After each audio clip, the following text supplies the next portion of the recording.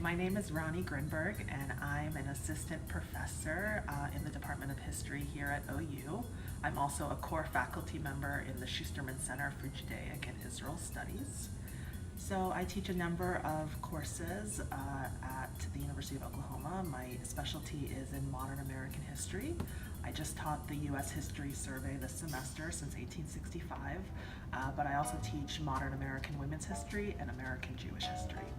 I was awarded an Arts and Humanities Faculty Fellowship, which is offered through the Office for the Vice President for Research at the university, and that funding will allow me to complete my remaining archival research in Boston, New York, and LA. There's not that much, but a little bit. And also it's going to give me time to focus on writing and finishing the book, which I plan to do next year. I study a group of intellectuals that were called the New York Intellectuals.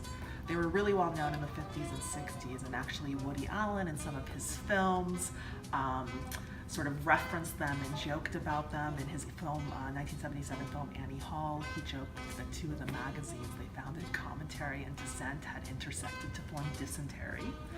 And I use that anecdote more just because a lot of Americans at the time knew who they were. Most of these intellectuals were men.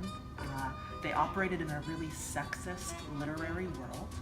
And so my research looks at how ideas about gender but also Jewish identity, many of them were Jews, intersected to shape their politics and to shape kind of their worldview. So it's a book about the New York intellectuals, but it's also a book about masculinity and intellectual life in the second half of the 20th century.